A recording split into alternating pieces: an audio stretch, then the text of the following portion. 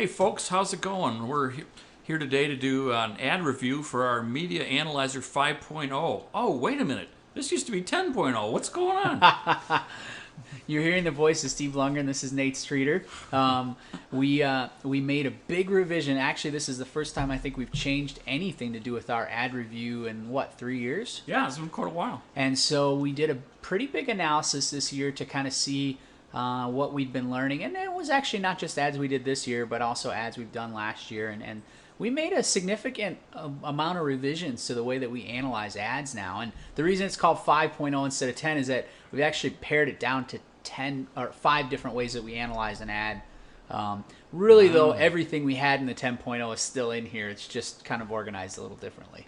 Yeah, it's funny because usually, you know, the versions of software and stuff, kind of like we're kind of punning off the use of that number. It goes the other direction, but we've actually improved by getting smaller. Yeah. I think, you know, particularly what we looked at the last couple of years, there were a few ads that we did in the last few years that were scoring pretty well on our scores, but that didn't do as well as we had expected. Mm-hmm. And I think a lot of the revisions we made were based on that. And so, you know, obviously those are the keys for us. Is always the results. So yeah. So in a sense, this is sort of a boil down, which is why we got a smaller number. Yep. For us, and it's given us a more concentrated and more focused sort of view on these things. Yeah, I'm feeling great. I think, you know, this probably will last another 3 years or something, just like the last one did. So I'm super excited about that. There we go. So, well, I can hardly wait for version 3.0. Yeah, that will make all of our lives easier, right? Yeah, that's right. Well, let's get into this. We've got a church ad here. Mm-hmm. So let's pull this up. Sorry, I didn't have this centered on here, but let me get it for you guys. So what are we looking at? What is this? So this is the front of a postcard that I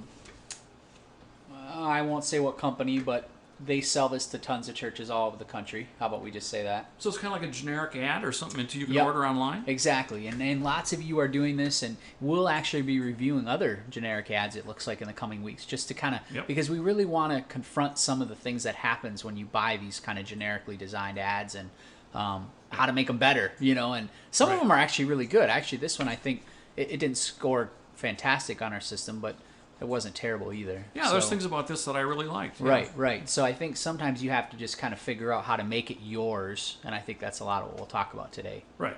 So, but yeah, this is the front of the postcard, and as you can see, it's for a church. And then let's go to the back just so you guys can get kind of an overview before we get started here. Oh gosh, my scaling's all wrong. You guys are going to fire me here on this review. Yeah, good thing we're not in the AV business. Okay, there we go. Sorry about that. And this is already kind of fuzzy, so hopefully, let me read this just for some of you. Plus, you guys who are in just listening to this audio. So the front of the card has a picture of the back of like an SUV, and it has those little stick figure people on it. Mm-hmm. And then it says "A Church for Families." Right. And then on the back, you flip the postcard over, and the headline says, "Bringing the whole family." And then it's got some text on the left, which 90% of people won't read that much text, so kind of useless, and I won't even read it to you because you wouldn't have read it if you got it at your house. And then the middle says, "Come as you are, back to church Sunday." They've got a date, and then they've got a couple little bullet points: casual atmosphere, real people, great children's program. And then kind of buried underneath that, they've got a call to action, which is free family photos, just bring this card. Whoa, boy, there we go. And then on the left, they've got a picture, a map showing where the church is located. That's a good and idea. Then the church's phone number and their website. Okay. And so that's the postcard. Good. Let's go back to the front. Yeah, let's get back to it and do some reviewing here.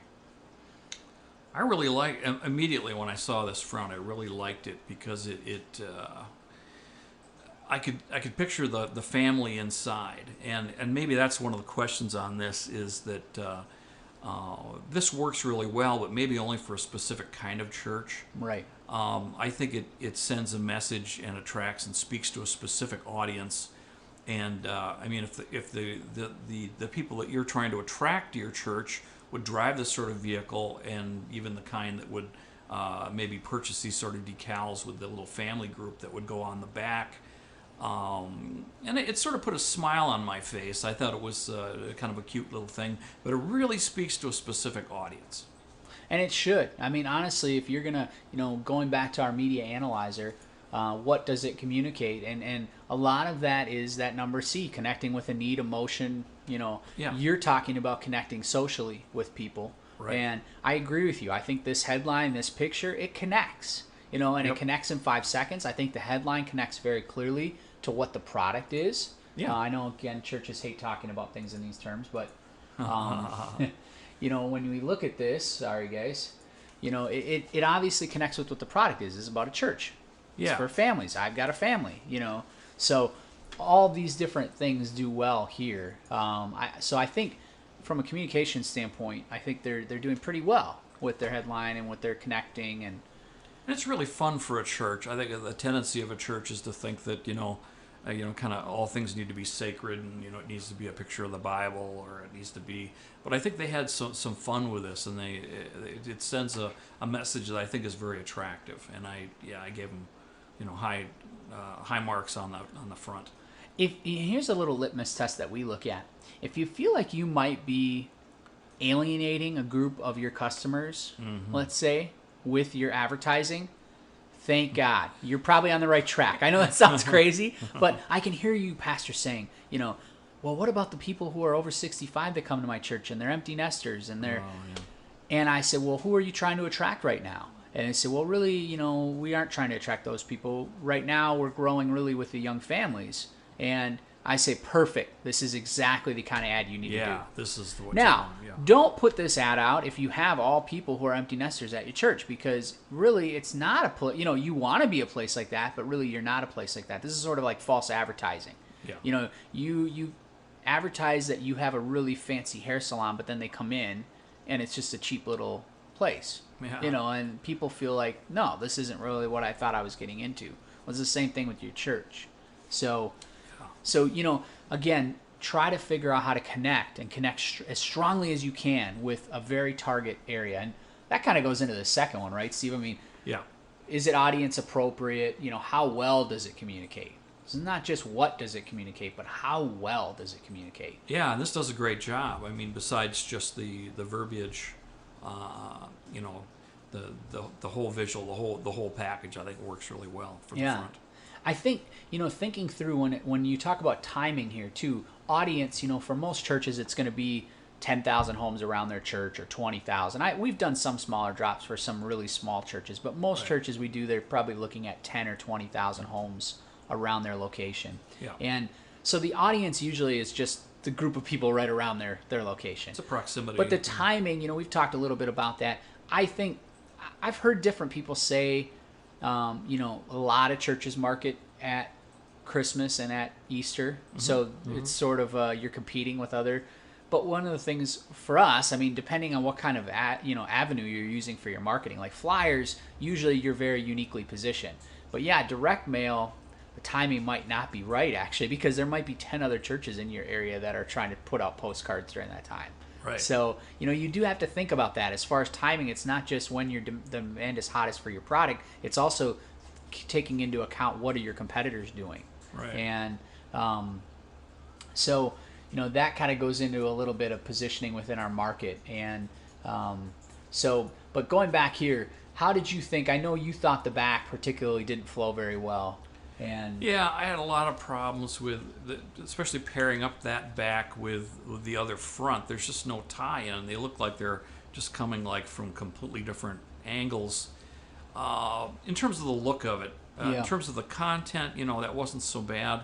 It's interesting that they're sort of setting this up as an event-driven sort of a thing, and it's not really tied to a holiday.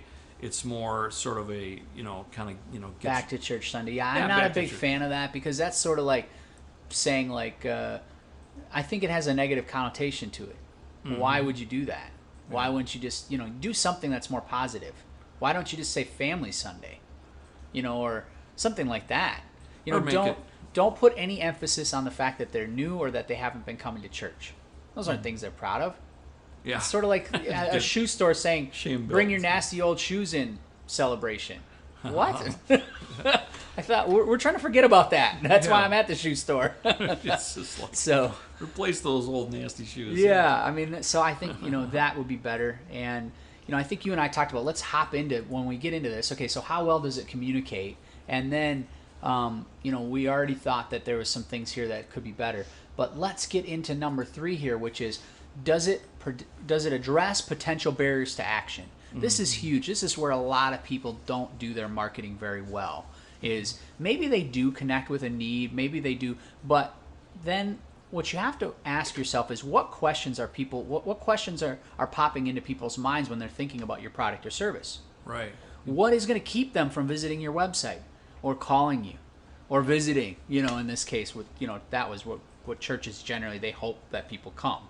Right. So, now there's some different things we have listed here that we often talk about. Social proof. So, people often will do testimonies or something like that, or reputation. How long have you been around? Or, is there things you can build off of that way, whether it's Better Business Bureau or Angie's List or different things that way. Right.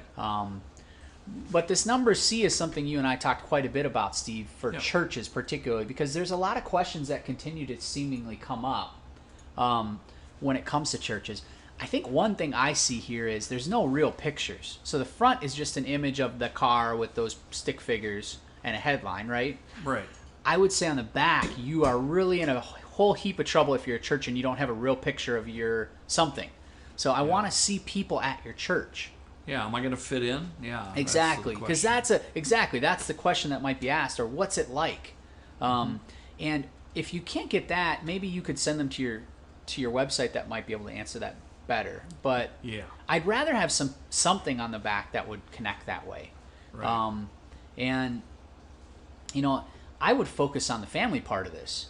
Mm-hmm. Make that free family photo much, much larger so it looks like something. Don't make them bring the card. Are you serious? I mean, if somebody asks you about it, I mean, that seems ridiculous. And, maybe you could play up the casual atmosphere, real people, great children's ministry. Take all the other text off here. It doesn't make any difference anyway. Yeah. And no one's going to read it. You got big paragraphs. No one reads any of that stuff. I mean, we've seen it over and over and over again. So there are a few, the analytical types. Probably people like you, right, Steve? You probably read every paragraph, everything. Or, I don't know. in a sense, that bring in the card thing, what I was getting out of that, and I guess there's 2 ways to look at this, was it sort of tells them that there is no charge. Although you're already saying that, so in a sense, they feel like they're bringing a ticket or they've got some kind of validation. A coupon, or no, it says right here that it's free, blah blah blah, and they feel like they're covered if they're worried about it. It's kind of a bait and switch thing or something. So I could go either way on that one. Yeah. And I don't know, I think some questions I think about, you even have to think about those potential barriers to action with your offers. Because one of the things I think about is, are they only having the new people take pictures? Am I going to feel awkward, singled out? So you could address that somehow, maybe that could be the event. Family Picture Day. All families get free pictures. Yeah, and even if all you're a visitor. Families. Yeah, it doesn't matter, visitors or not. Right. So, I think those might be some ways that you could address those potential barriers to purchase. Again, with churches' pictures. I think this whole idea of putting a map, I'm not as much, this sort of is dated a little bit to me, because everybody pretty much has, especially if you live if your church is in a suburban area with SUVs with little stick figure families on the back. Yeah, they all got GPSs built into their car, or they got an extra one, or they got phones that have GPSs. So, I'm not sure that's quite as necessary as it once was. The other thing that we're realizing is a lot more people are just, the first action is to go to your website. Yeah. So perhaps you're putting the cart before the horse a little bit there. Yeah. The first thing that they'd likely do after they get this postcard, if they're interested in your church, is go to your website. Yeah. So not to say you shouldn't have your address on here, your phone number, but the majority of people, that's what they're going to do. So you have to think through kind of what, going into this next one here, is it clear what to do? You got to think through some of that. Yeah. And, we've talked about it, being strategic about your offer, Right. Is that enough to get someone to come in? I think photos might be, particularly, the other question someone might have is, okay, well, what does that mean? Because you and I, we've all seen this.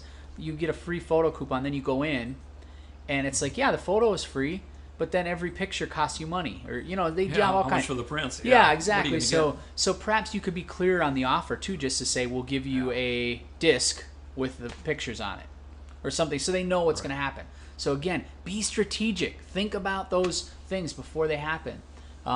If you're selling some things like a haircut, like we brought up before, that perhaps there isn't as many of those kind of things you have to make clear. You've got a haircut before you kind of know what that means. Right. But with this, you're in an industry where you have to think about that. And we just talked about the ways to connect. You have to realize kind of what is likely that they're going to do next, and build your ad around that, because that's the goal.